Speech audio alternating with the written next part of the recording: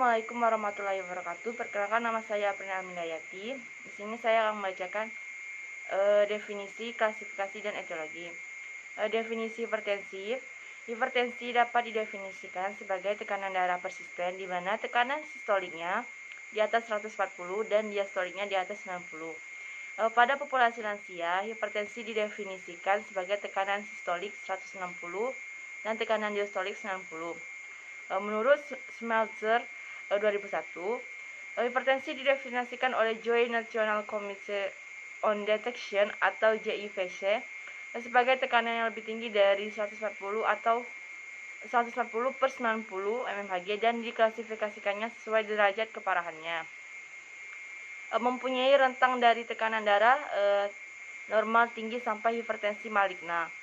Hipertensi dikategorikan ringan apabila tekanan diastoliknya antara 95 sampai 104 mmHg. Hipertensi dan jika tekanan diastoliknya antara 105 dan 114 mmHg, dan hipertensi berat bila tekanan diastoliknya 115 mmHg atau lebih. Pembagian ini berdasarkan peningkatan tekanan diastolik karena dianggap lebih serius dari peningkatan sistolik, menurut Smith-Tom 1995. Selanjutnya yaitu klasifikasi hipertensi. Klasifikasi hipertensi menurut WHO yaitu yang pertama, tekanan darah normal yaitu bila sistolik kurang atau sama dengan 140 mmHg dan diastolik kurang atau sama dengan 90 mmHg. Yang kedua yaitu tekanan darah perbatasan atau borderline yaitu bila sistolik 141 sampai 149 dan diastolik 91 sampai 94 mmHg. Yang ketiga yaitu tekanan darah tinggi hipertensi, yaitu bila sistolik lebih besar atau sama dengan 160 mmHg dan diastolik lebih besar atau sama dengan 95 mmHg. Klasifikasi menurut The Joint National Committee on the Detection and Treatment of Hypertension yaitu yang pertama diastolik, A yaitu kurang dari 85 mmHg, tekanan darah normal. Yang kedua yaitu B, 85 sampai 95 mmHg tekanan darah normal tinggi. C, 90 sampai 104 mmHg hipertensi ringan. D, 105 sampai 114 mmHg hipertensi sedang. E, lebih dari 115 mmHg hipertensi berat. Yang kedua yaitu sistolik dengan tekanan diastolik 90 mmHg. A, kurang dari 140 mmHg tekanan darah normal. B, 140 sampai 159 mmHg hipertensi sistolik perbatasan terisolasi. C, lebih dari 160 mmHg hipertensi sistolik terisolasi. Krisis hipertensi adalah suatu keadaan peningkatan tekanan darah yang mendadak. Sistol lebih dari 160 mmHg dan atau diastol lebih dari 150 mmHg.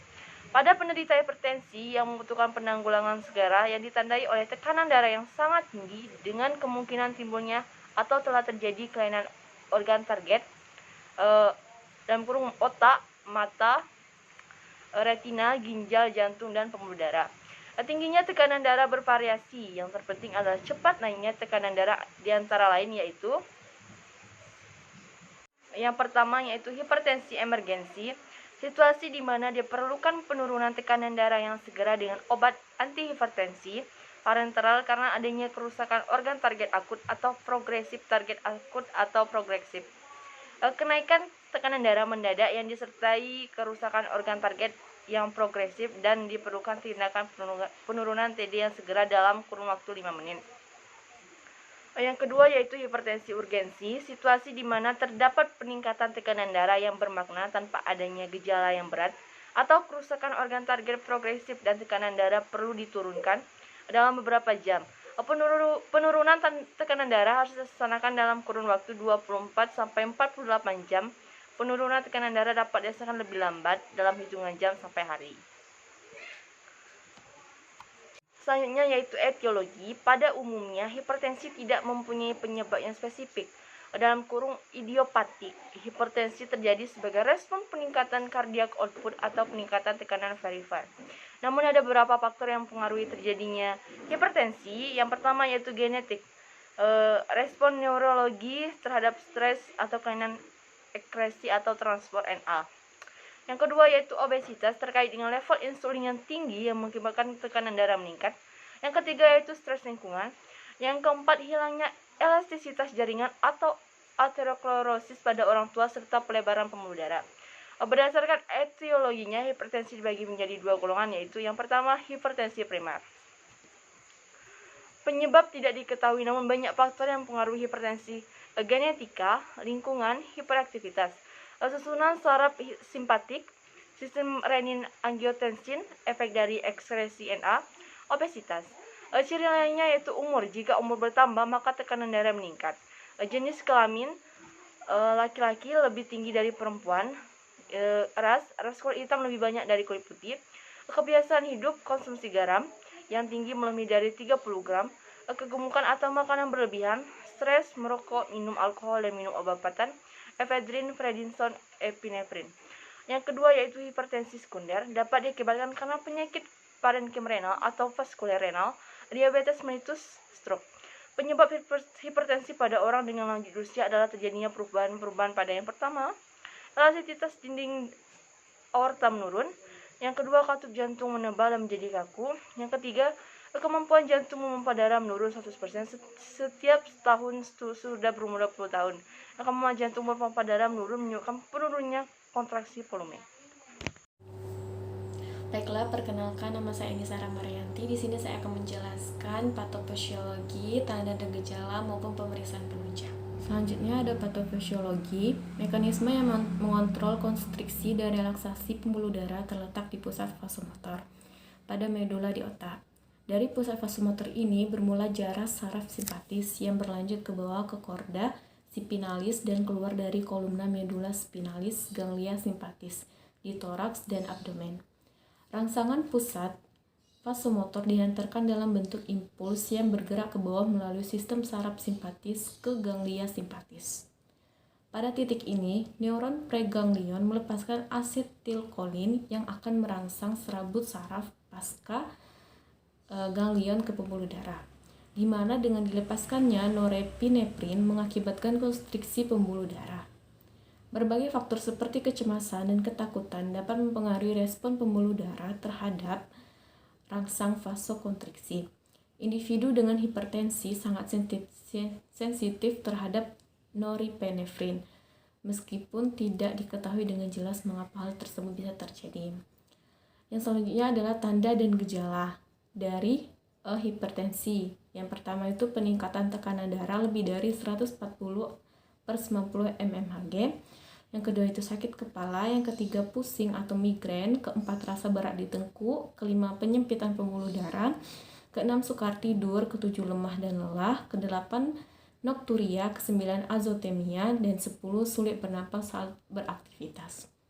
Selanjutnya adalah pemeriksaan penunjang dilakukan dengan dua cara. Yang pertama pemeriksaan yang segera seperti darah rutin, blood unit nitrogen, glukosa, kalsium serum, kolesterol dan triglycerid serum, pemeriksaan tiroid, kadar aldosteron, urin atau serum, urinalisa, asam urat, steroid urin, EKG, dan foto dada. Yang kedua, pemeriksaan lanjutan atau tergantung dari keadaan klinis dan hasil pemeriksaan yang pertama. Yang pertama itu adalah IFP, dapat mengidentifikasi penyebab hipertensi. Yang kedua CT scan, yang ketiga IUP, yang keempat menyingkirkan kemungkinan tindakan bedah neurologi, yang kelima itu adalah USG. Baiklah, perkenalkan saya Nurul Afni. Di sini saya akan melanjutkannya. Selanjutnya adalah komplikasi dari hipertensi. Jika tidak terkontrol, hipertensi dapat menyebabkan terjadinya komplikasi seperti penyakit jantung, stroke, penyakit ginjal, kerusakan retina, penyakit pembuluh darah tepi, gangguan saraf. Semakin tinggi darah, semakin tinggi juga resiko kerusakan pada jantung dan pembuluh darah pada organ besar seperti otak dan ginjal. Selanjutnya ada penata laksanaan. Pengelolaan hipertensi bertujuan untuk mencegah morbiditas dan mortalitas akibat komplikasi kardiovaskular yang berhubungan dengan pencapaian dan pemeliharaan tekanan darah di bawah 140/90 mmHg. Prinsip pengelolaan hipertensi ini yaitu 1. Terapi tanpa obat, yang dimana tindakan ini untuk hipertensi ringan dan sebagai tindakan suportif pada hipertensi sedang dan berat. Yang kedua, ada penurunan berat badan. Ketiga adalah penurunan asupan etanol. Yang keempat, menghentikan merokok. Dan yang kelima adalah latihan fisik. Yang keenam, ada edukasi psikologis, yang dimana yang pertama ada teknik biofeedback, yang dimana untuk mengatasi gangguan somatik seperti nyeri kepala dan migran, juga untuk gangguan psikologis seperti kecemasan atau ketegangan. Ya, yang kedua ada teknik relaksasi. Teknik relaksasi ini bertujuan untuk mengurangi ketegangan atau kecemasan dengan cara melatih membuat otot-otot dalam tubuh menjadi rileks. Tujuan ini untuk meningkatkan pengetahuan pasien terhadap penyakit hipertensi dan pengelolaannya sehingga dapat mempertahankan hidupnya dan mencegah komplikasi lebih lanjut. Yang ketujuh, ada terapi dengan obat, yang dimana pengobatan ini tidak hanya menurunkan tekanan darah tetapi juga mengurangi komplikasi untuk lebih lanjut. Nah, standar obat yang dianjurkan seperti obat diuretik, penyekat beta, antagonis kalsium atau penghambat ACE yang digunakan sebagai obat tunggal pertama dengan memperhatikan keadaan penderita dan penyakit lain yang ada pada penderita. Selanjutnya ada cara pencegahan, yang dimana pencegahan hipertensi ini terbagi menjadi dua, yaitu cara pencegahan primer dan sekunder. Yang pertama adalah primer. Contohnya seperti mengatur diet agar berat badan menjadi lebih ideal dan juga mencegah terjadinya hiperkolesterolemia dan diabetes mellitus serta penyakit lain. Yang kedua, dilarang merokok atau menghentikan rokok jika penderita adalah perokok. Yang ketiga, ada merubah kebiasaan makan sehari-hari dengan mengkonsumsi rendah garam. Yang keempat, melakukan exercise untuk mengendalikan berat badan. Selanjutnya adalah pencegahan sekunder.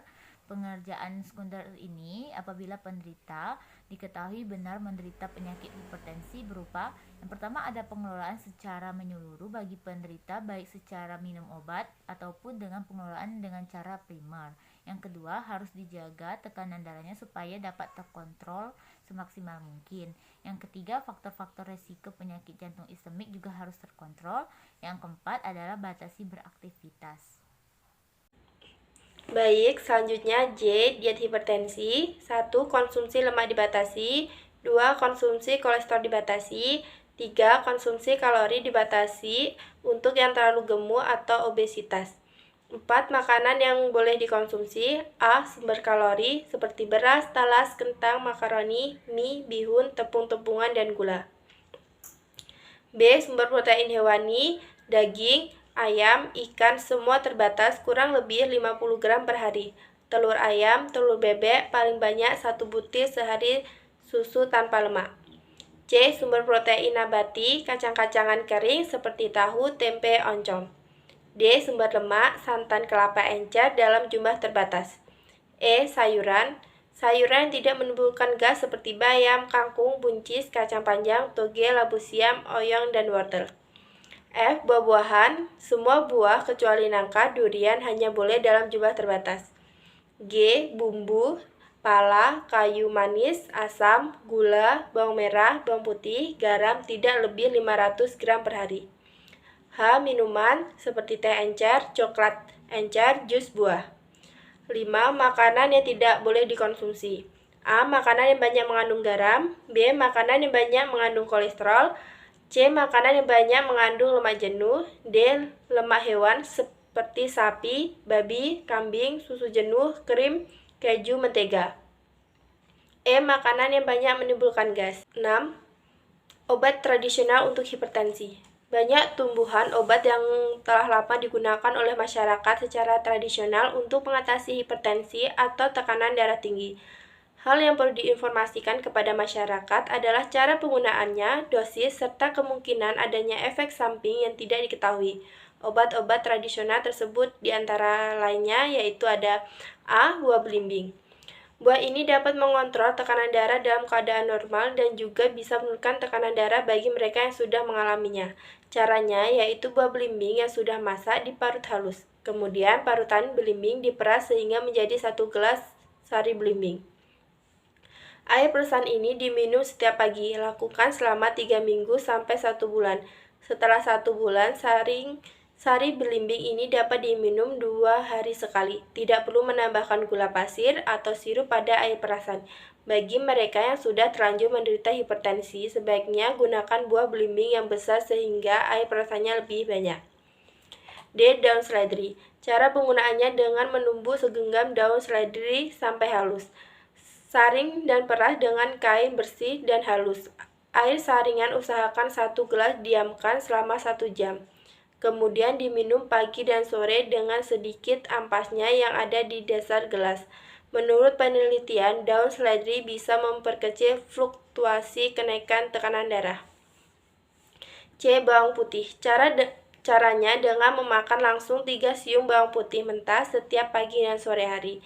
Pilih bawang putih yang kulitnya berwarna coklat kehitaman karena mutunya lebih baik. Jika tidak mau memakannya dalam keadaan mentah, bisa direbus atau dikukus dulu. Namun, karena banyak zatnya yang bisa berkhasiat yang dapat ikut larut dalam air rebusannya, sebaiknya ditambah menjadi 8-9 siung sekali makan. D. Buah mengkudu atau pace. Buah ini sebagai alternatif untuk menekan hipertensi. Caranya hampir sama dengan buah belimbing, yaitu dengan cara memarut halus, kemudian diperas memakai kain kasa yang bersih. Diambil airnya, minum sari mengkudu setiap pagi dan sore hari secara teratur. E. Avokat. Caranya 5 daun avokat dicuci bersih, kemudian direbus dengan 4 gelas air putih. Tunggu rebusan hingga menjadi 2 gelas. Saring 1 gelas diminum pagi hari, 1 gelas lagi diminum sore hari. F. Melon. G. Semangka dan H. mentimun. K. Pengkajian keperawatan. 1. Aktivitas atau istirahat. Gejala, kelemahan, letih, napas pendek, gaya hidup penonton. Tanda, frekuensi jantung meningkat, perubahan irama jantung takmia. 2. Sirkulasi, gejala, riwayat hipertensi, aterosklerosis, penyakit jantung koroner atau katup, penyakit cerebrovaskuler. Tanda, kenaikan tekanan darah, nadi, denyutan jelas, frekuensi irama, takikardi, berbagai disritmia, bunyi jantung, murmur, distensi vena jugularis ekstremitas, perubahan warna kulit, suhu dingin, vasokonstriksi perifer, pengisian kapiler mungkin lambat. 3. Integritas ego. Gejala, riwayat perubahan kepribadian, ansietas, depresi, euforia, marah, faktor stres multiple, atau hubungan keuangan pekerjaan. Tanda, letupan suasana hati, gelisah, menyempitan kontinu, perhatian, tangisan yang meledak, otot muka tegang, atau khususnya sekitar mata, peningkatan pola tidur. 4. Eliminasi gejala, gangguan ginjal saat ini atau yang lalu, infeksi, obstruksi, riwayat penyakit ginjal. 5. Makanan atau cairan. Gejala, makanan yang disukai yang dapat mencakup makanan tinggi garam, lemak, dan kolesterol. Mual, muntah, riwayat penggunaan diuretik. Tanda, BB normal atau obesitas, edema kongesti vena, peningkatan JVP, glikosouria. 6. Neuron sensori. Gejala, keluhan pusing atau pening, sakit kepala, episode kebas, kelemahan pada satu sisi tubuh, genggam penglihatan atau penglihatan kabur, diplopia, episode epistaksis.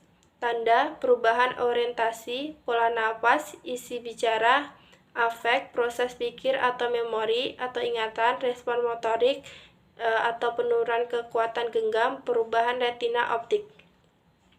7. Nyeri atau ketidaknyamanan. Gejala, nyeri hilang timbul pada tungkai, sakit kepala, oksipitalis berat, nyeri abdomen. 8. Pernapasan. Gejala dispenia yang berkaitan dengan aktivitas takipnya, ortopnea, dispenia nokturnal, proksimal, batuk dengan atau tanpa sputum, riwayat merokok. Tanda, distres respirasi atau penggunaan otot aksesoris pernapasan, bunyi napas tambahan, krikles, mengi, sianosis. Keamanan. Gejala, gangguan koordinasi cara jalan. Tanda, episode parestesia unilateral transient. 10.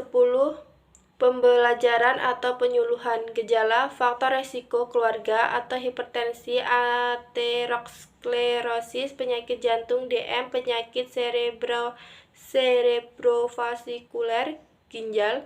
Faktor resiko etnik, penggunaan pil KB atau hormon lain, penggunaan obat atau alkohol. Baik, untuk diagnosa keperawatan yang akan mungkin muncul yaitu pertama, resiko penurunan curah jantung yang berhubungan dengan penurunan afterload.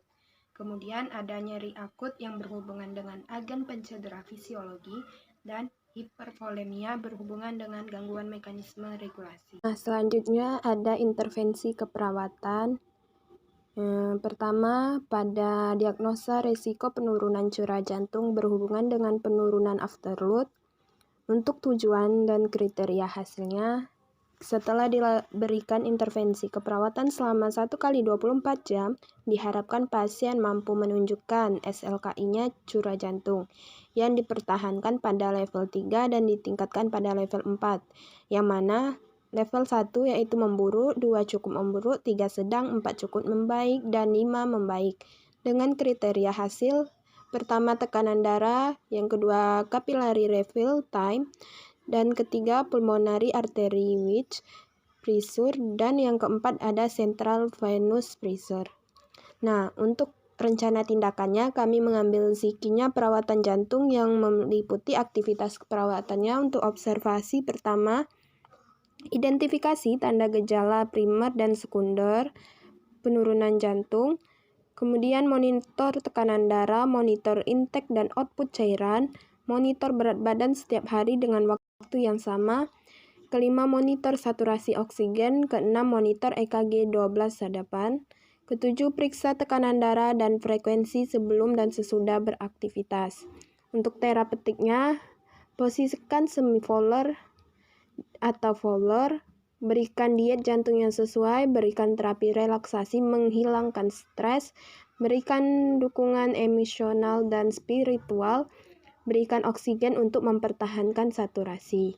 Nah, untuk edukasi, kami memilih anjurkan beraktivitas fisik sesuai toleransi, anjurkan beraktivitas fisik secara bertahap, anjurkan mengukur berat badan setiap hari, ajarkan mengukur intake dan output setiap hari. Untuk kolaborasinya, pertama kolaborasi pemberian anti-aritmia jika perlu, dan rujuk ke program rehabilitas jantung. Untuk diagnosa kedua, kami mengambil nyeri akut berhubungan dengan agen pencedera fisiologis. Setelah diberikan intervensi keperawatan selama 1x24 jam, diharapkan pasien mampu menunjukkan tingkat nyeri yang dipertahankan pada level 3, ditingkatkan pada level 4.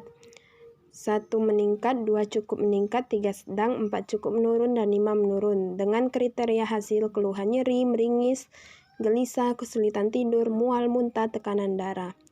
Untuk intervensinya atau perencanaan, kami mengambil manajemen nyeri yang mana aktivitas keperawatan observasinya pertama, identifikasi karakteristik lokasi, durasi, frekuensi, kualitas, kuantitas, dan intensitas nyeri. Kemudian identifikasi skala nyeri, identifikasi respon nyeri nonverbal, identifikasi faktor memperberat dan memperingan nyeri. Terapeutiknya, berikan teknik non-farmakologi untuk mengurangi nyeri, kontrol lingkungan memperbanyak nyeri, fasilitasi istirahat dan tidur. Dan untuk edukasi, jelaskan penyebab periode pemicu nyeri, jelaskan strategi meredakan nyeri, anjurkan memonitor sendiri skala nyeri, anjurkan menggunakan analgetik secara tepat, anjurkan teknik non-farmakologi untuk mengurangi nyeri. Nah, kolaborasi pemberian analgetik jika perlu. Terakhir, untuk diagnosa hipervolemia berhubungan dengan gangguan mekanisme regulasi, kami memilih setelah diberikan intervensi keperawatan selama 1x24 jam, diharapkan pasien mampu menunjukkan keseimbangan cairan, yang mana dipertahankan pada level 3, ditingkatkan pada level 4. Untuk level 1 memburuk, 2 cukup memburuk, 3 sedang, 4 cukup membaik, dan 5 membaik. Dengan kriteria hasil, asupan cairan, edema, tekanan darah, membran mukosa, asupan makanan, dan Untuk rencana keperawatan, kami mengambil manajemen hipervolemia, yang mana aktivitas keperawatannya pertama, periksa tanda dan gejala hipervolemia, identifikasi penyebab hipervolemia, monitor status hemodinamik, monitor intake dan output cairan, monitor efek samping diuretik. Kemudian untuk terapeutiknya, kami mengambil timbang berat badan setiap hari dengan waktu yang sama, batasi asupan cairan dan garam, posisikan semipolar. Edukasi, anjurkan melapor jika berat badan bertambah lebih dari 1 kg dalam sehari. Anjurkan cara menukar dan mencatat asupan dan keluaran cairan. Ajarkan cara membatasi cairan. Kolaborasi pemberian diuretik, kolaborasi penggantian kehilangan kalium akibat diuretik, dan kolaborasi pemberian CCRT jika perlu. Itulah tadi pembacaan dari diagnosa dan intervensi keperawatan.